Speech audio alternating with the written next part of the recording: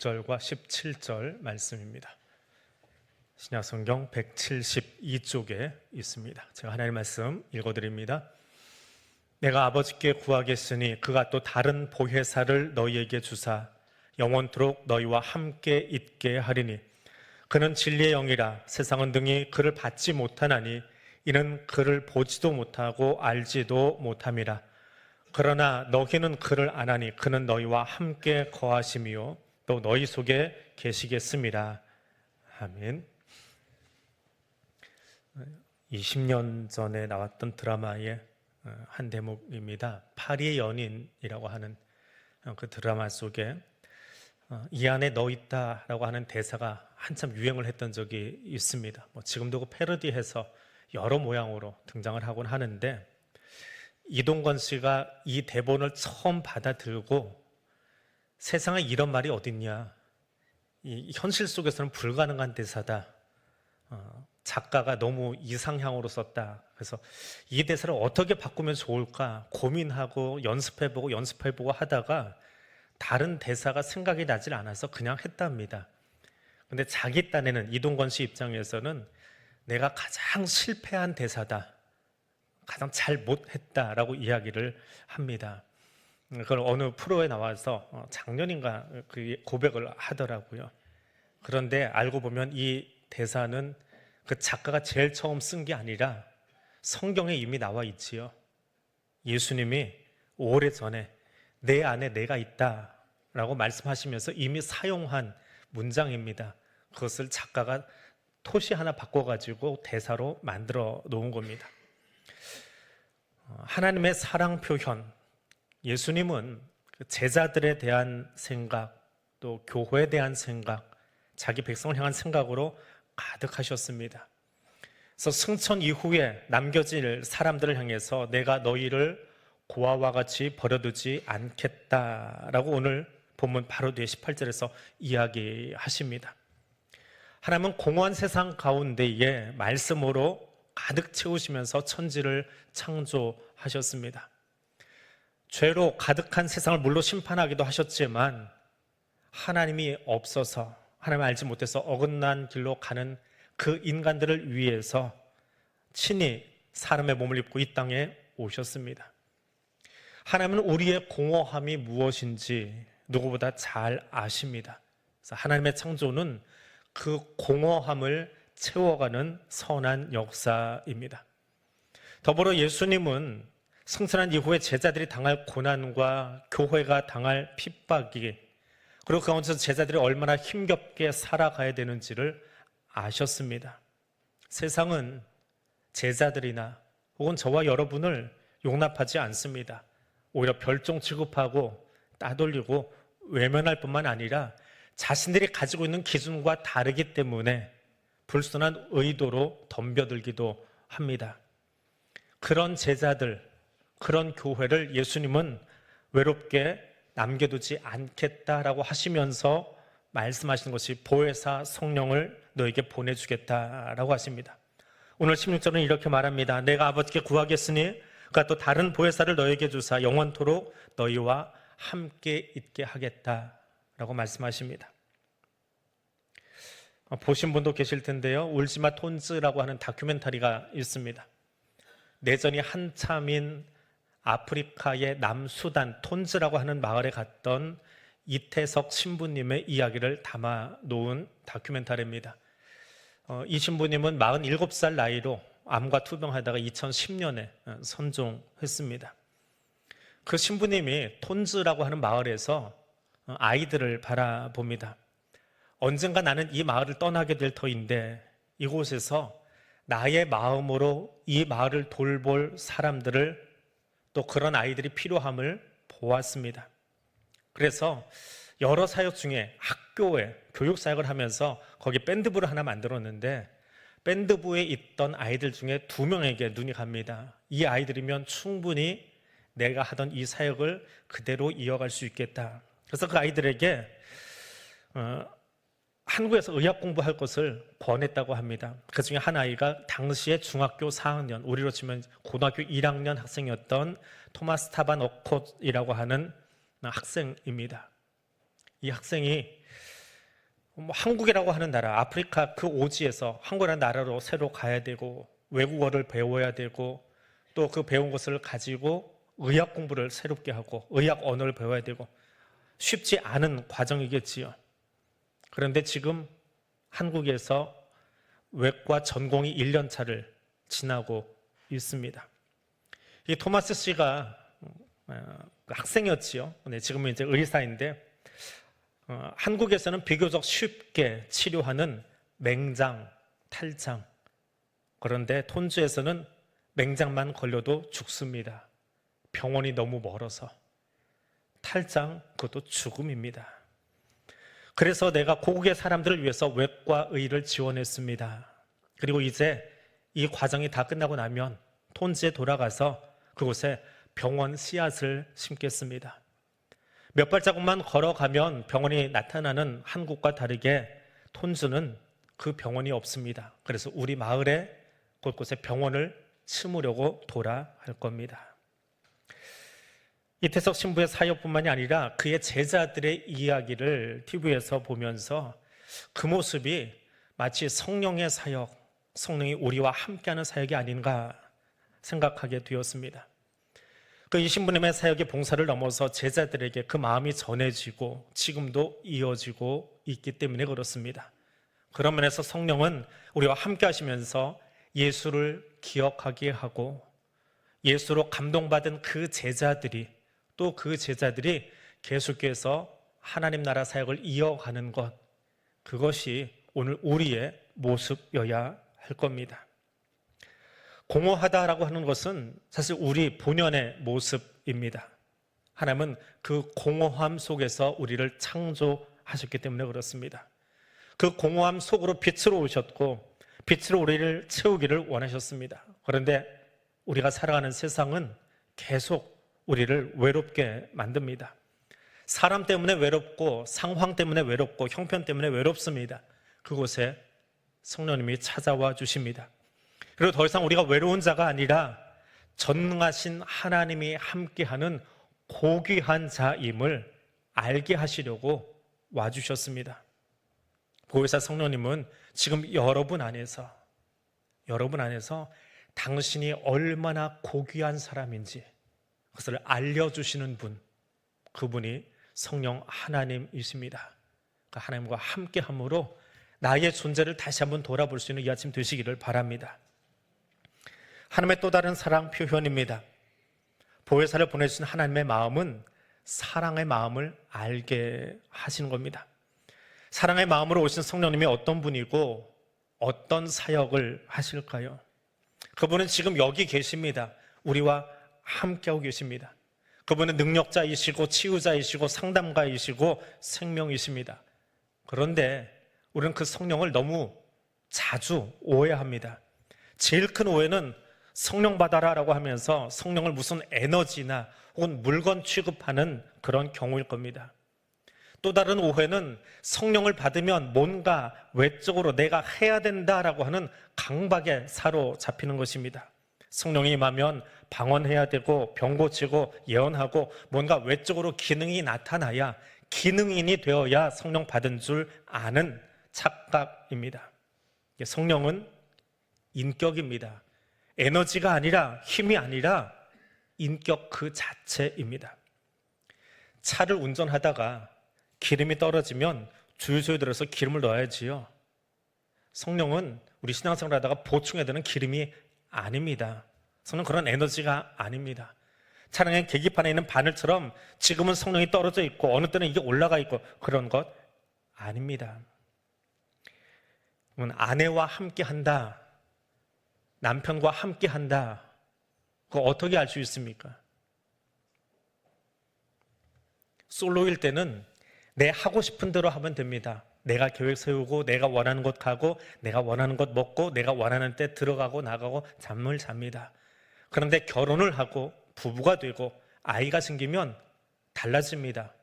내가 하고 싶은 것만 해서는 안 됩니다. 자녀의 의중도 배우자의 의중도 살피고 그것을 생각하며 기억하며 고려하며 배려하며 그 존재를 생각하고 의식하며 살아가는 겁니다. 성령의 사역도 마찬가지입니다. 진리의 영이 나와 함께한다. 진리의 영이신 성령님이 나와 함께하신다. 그래서 그분이 함께하시면 함께하시는 그분을 의식하며 살아가는 거예요. 그분을 생각하며 살아가는 거예요. 성령이 없을 때는 내 마음대로 내 속에는 옳은 대로 살았습니다. 그러나 진리의 영이신 성령님이 옆에 계시는데, 그분이 임재하셔서 여기 와 계시는데, 그분이 지금 나와 함께하고 계시는데, 그분이 앉아있는 자리에, 그분이 임재한 자리에서 예배 드리고 있는데 내 편한 대로 예배 드리고 내 편한 대로 말하고 내 편한 자세로 서 있을 수 있습니까? 그렇지 않지요. 계속 그분을 의식하고 찬양하고, 그분을 의식하고 기도하고, 그분을 의식하고 예배 드리고, 그분을 의식하며 말씀을 내 안에 넣는 것입니다. 예배만 그런 것이 아니라 성령님이 함께 하신다면 내가 이 문을 나가서 걷고 있는 동안에도 그분을 의식하며 걸음걸이를 가져가고, 그분을 의식하며 말하며 이웃을 만나는 것입니다.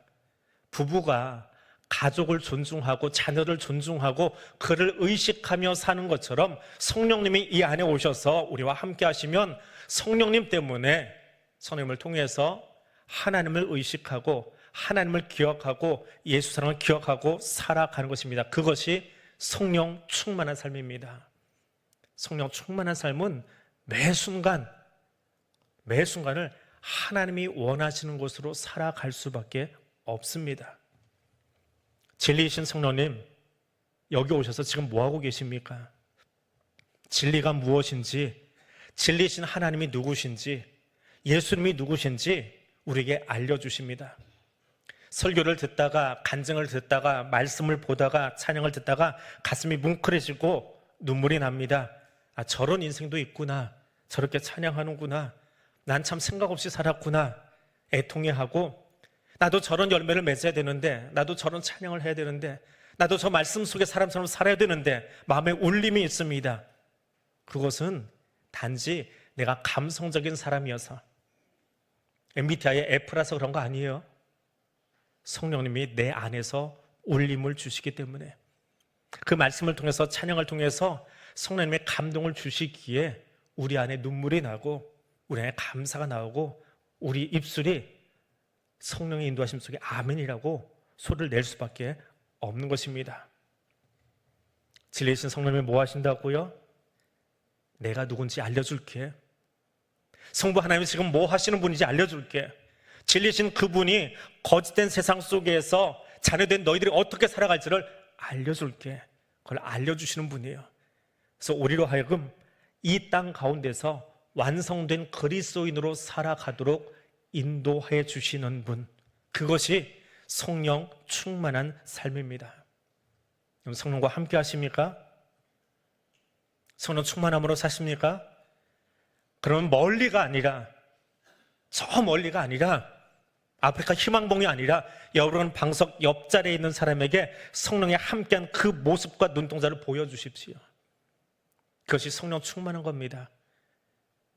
내 방석 옆에 있는 사람에게도 그거 보여주지 못하면서 성령 충만함으로 다른 데 가서 희한한 사역하는 것이 성령 충만한 게 아닙니다. 내 방석 옆에 앉은 사람, 그에게 성령과 함께하는 내 웃음과 내 미소와 내 말을 보여주는, 그래서 옆 사람으로 하여금, 내 옆에 앉은 사람으로 하여금 성령 충만한 사람을 통해 그가 감동받을 수 있게 살아가는 것, 그것이 성령의 능력으로 살아가는 것입니다.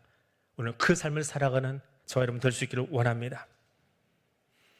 하나님의 사랑 표현 세 번째입니다. 2000년 전 오늘 예수님께서 승천하시고 열흘이 지난 날 교회가 시작되었습니다. 그것을 성령 강림주일 오순절이라고 합니다. 그날 그곳에서 어떤 일이 벌어졌습니까? 성령께서 오셔서 무엇 하셨습니까? 우리 허장로님 기도하신 것처럼 성령께서 급하고 강한 바람 같은 소리로 마치 불의 혀처럼 갈라지는 것들이 각 사람에게 임재하셔서 말하게 하셨습니다. 무엇을 말하게 하셨습니까? 외국어요? 방언이요? 아닙니다. 그거 중요한 거 아닙니다. 거기에 방점 찍지 마십시오. 누구든지 주의 이름을 부르는 자는 구원을 얻으리라라고 하는 이 메시지를 거기에 참여했던 모든 사람들이 알아듣게 하려고 하나님이 언어라고 하는 도구를 거기 있는 사람들을 통해 사용하신 겁니다. 진짜 메시지는 방언이 아니라 누구든지 주의 이름을 부르는 자는 구원 얻으리라. 이걸 히브리인만 들으면 안 되잖아요. 아프리카 사람만 들으면 안 되잖아요. 아시아 사람만 들으면 안 되잖아요. 거기에 참여했던 모든 사람이 들을 수 있도록 각자의 설교를 한 것이 아니라 한 마음으로 같은 설교의 내용을 동시에 그들에게 내어놓을 수 있도록 일하신 겁니다.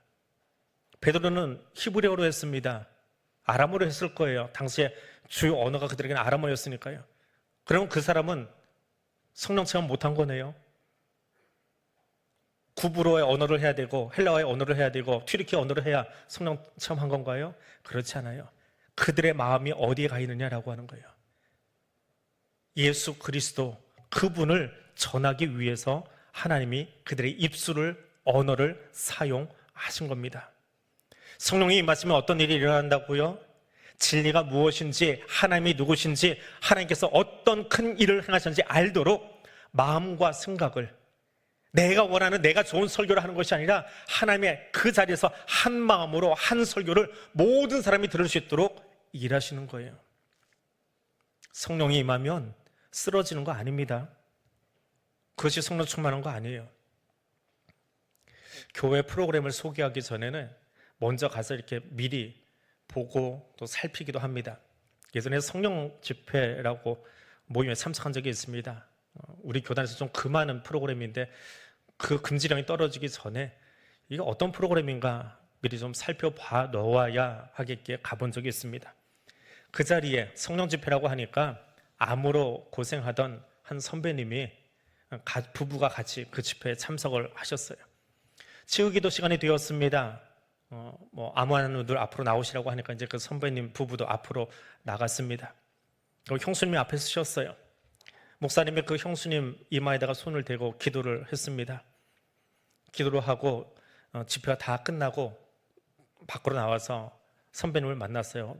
형도 이 자리에 왔네요. 그러면서 형수님 어디 아프시냐고 그랬더니 암 때문에 이런저런 집회들을 참석했는데 오늘도 여기 왔노라라고 이야기하면서 여기 아니야 라고 얘기를 하시더라고요. 근데 얼굴색도 그렇게 좋지 아니하고 그래서 뭔 일이 있어요? 그랬더니 앞에 나와서 서 있는데 여러분 한두 분은 보셨을 거예요. 이마다 손을 대고 이렇게 기도를 하세요. 손바닥 대지 않고 보통 손가락을 갖다 댑니다. 그럼 기도를 하시더니 이 형수님이 빳빳하게 서 있으니까 목사님이 좀 더 얼굴을 가까이 대고 그러더라고요. 성령께서 넘어지라고 하신다. 뒤로 가라. 성령님이 넘어뜨리실 때도 있긴 있습니다. 그걸 부인하는 건 아니에요. 그런데 그날 그 자리에서 형수님은 시험에 들었어요. 이건 하나님의 사역이 아니라 사람들이 보여주기 위해서 쇼하는 거다. 이 사역은 교회에 들어오면 안 되겠다. 내가 여러 성령 집회를 찾아가 보고 치유기도도 받아봤지만 자기 드러내려고 내가 너 넘어뜨렸다라고 하는 것을 저 앉아있는 사람들에게 보여주려고요. 성령님 넘어뜨리는 분입니까? 일으키는 분이고 치유하는 분이지요. 성령은 퍼포먼스 하는 분 아니에요. 이벤트 행사하시는 분 아니라고요. 성령님은 하나님이 누구신지 알려주시는 분이에요. 우리를 구원하기 위해서 놀라운 일을 행하신 그분, 예수 그리스도를 보내주시고 십자가에서 죽으시고 부활하신 그분, 그래서 그분을 통해서 우리가 구원에 이르게 하는 하나님의 사랑을 알게 해주시는 분이 성령 하나님이십니다. 그 성령 하나님이 이 시간 여기에 함께 하심을 믿습니다. 성령님 여기 와 계십니다. 우리를 떠나지 않고 주님 오실 때까지 우리 안에 계시겠다라고 말씀하십니다. 우리와 함께 하시고 또 성삼위 하나님께서 하신 그 놀라운 일들을 우리를 하여금 알게 해주시는 분이 지금 여기 임재해 계신 성령 하나님이십니다. 병든 자를 넘어뜨릴 때에만, 방언할 때에만 성령 충만한 것 아닙니다. 우리 삶의 자리 가운데 늘 함께 하셔서 내가 주님의 뜻대로 살도록 이끌어 주시는 분이 성령 하나님, 그분의 사역입니다. 예수님은 우리에게 보내주신 성령께서 지금도 우리와 함께 일하시며 우리 안에 영원히 함께 하실 것이다 말씀하고 있습니다. 저는 모태신앙입니다. 모태신앙이다 보니까 특별한 체험 같은 건 없습니다. 또 혹 체험이 있다고 해도 그걸 자랑할 만한 것은 아니고요. 하나님이 내 신앙을 그냥 돈독하게 하려고 어느 순간에 일을 하실 뿐이지요. 삶이 신앙이고 신앙이 삶이고 이게 잘 나눠지지 않는, 학생 때도 교회 가는 게 제일 즐거웠고 수요일만 되면 흥분해서 교회 갈 준비하고 있었고 토요일이면 잠을 설치면서 주일날 교회를 가곤 했습니다. 교회가 너무 좋았고요. 지금은 싫든 좋든 교회에 묶여 있고. 선거 때지요. 새벽기도 마치고 사전 투표하신 분들이 많아가지고 본투표 때는 사람이 얼마 없었어요. 그날 아침에 집에서 나오면서 아내에게 그랬어요. 내 복장 괜찮아? 그랬더니 쳐다보고는 뭐가 어때서? 아니 그냥 끝나고 투표하러 가자 그러는 교회를 나왔어요. 새벽기도 끝나고 사전 투표하려고 고덕초등학교로 갔습니다. 옆에 안내하던 선거 관리인이 저를 보고 그러는 거예요. 신부님은 성지순례 안 가셨어요? 지금 고덕성당 신부님하고 본당 주임 신부하고 여기 지금 이 야채가게 사장님도 안 보이죠? 며칠 동안 이태리로 성지순례 갔습니다. 2주 동안. 복장을 이러고 갔거든요. 일반인들이 이걸 구분을 못해요. 이게 클러지 셔츠라고 이걸 끼워야 되는데 이게 신부들의 복장인데 이건 목회자 복장인 걸 모르는 거예요. 그러니까 쳐다보는 신부님은 성지순례 안 가셨어요? 하고 물어보는 거예요. 그 순간에 아내가 옆에 있다가 아까 물어본 게 그거였구나. 옆에 붙어 있으면 안 되는데. 이러고 가면 이목이 집중이 돼가지고 계속 쳐다보거든요. 거기다가 산부예배 나오시려고 우리 박덕원 집사님 옆에 지나가다가 우리 대한교회 담임 목사님이요 그러고 옆에 서 있는 사람 다 들으라고. 선전해 주셔서 감사합니다. 일상 속에서도 숨을 수가 없어요. 한 10여 년 되니까 동네 분들이 거의 다 얼굴 알아보셔가지고 모태신앙인 것이 아니라 그냥 삶 자체가 섞여 있습니다. 밖에 나가도 목사고 여기 들어와 있어도 목사고 아예 여기를 떠나지 않는 한은 휴가 때 멀리 지방으로 가는 것 아닌 한은 그렇게 살아갑니다. 성령 충만함이 무엇입니까? 예배 자리에 있을 때만 성령 충만한 것이 아니라 우리의 골목에서도 우리의 삶의 자리에서도 어느 곳에서도 성령이 나와 함께함을 옆에 사람에게 보여줄 수 있어야 되는 겁니다. 이 옷 때문이 아니라 우리의 삶으로 보여줄 수 있어야 됩니다. 그것은 내가 기쁘고 즐겁고 행복할 때도 성령이 함께 하시지만 슬프고 괴롭고 아프고 외로울 때도 성령님은 거기 계십니다. 성령님은 외출 중이 아니에요. 성령이 외출하신 건 아니라고요. 성령과 함께 한다라고 하는 것은 내가 기쁠 때든지 슬플 때든지 웃으면서 찬송할 때든지 낙심 가운데 절망의 한숨이 나올 때든지 그럼에도 불구하고 하나님이 여기 지금 나와 함께 하십니다. 그걸 아는 것이 성령 충만함입니다. 부모가 자녀를 사랑하기에 때로는 맛있는 밥도 지어주지만 때로는 바른 길 가지 않는다고 회초리를 들기도 하는 것과 마찬가지입니다. 하나님 우리를 사랑하셔서 웃게도 하시지만 때로는 야단도 치시고 큰 소리도 내십니다. 다윗이 찬송한 것처럼 인생의 지팡이와 막대기로 우리를 이끌어 주십니다. 이 모든 일이 나를 사랑하셔서 일어난 일임을 알게 해주시는 분이 성령 하나님이십니다. 그분은 단 한 번도 한순간도 나를 떠나신 적이 없습니다. 성령 하나님은 그렇게 우리와 함께 하십니다. 그 진리가 무엇인지 하나님의 어떤 말씀을 나와 함께 하시는지 알게 해주십니다. 성령 안에서 그 하나님의 사랑을 누리는 사람 되시기를 주님의 이름으로 축복해 드립니다. 오늘 말씀 기억하면서 우리 함께 기도하겠습니다. 그 하나님의 사랑을 알고 그 하나님의 사랑에 붙들려 살기를 원합니다. 성령께서 이 시간 이 자리에 함께 하심을 감사하고 그 하나님을 찬양하는 삶의 예배자 되기를 원합니다. 그리고 내 안에 늘 함께 하시는 성령 하나님, 비단 이 예배 자리만이 아니라 우리의 모든 삶의 여정 속에 함께 하시는 그 하나님께 감사하며 고백을 이 시간 올려드릴 수 있기를 원합니다. 한 2분 정도 통성으로 함께 기도하겠습니다. 사랑의 하나님 감사합니다. 성령 강림 주일에 우리와 함께 하시는 진리의 영이신 하나님, 그 하나님을 알게 하여 주시고 만나게 해주시고 그 하나님의 임재를 경험하게 하여 주시니 감사드립니다.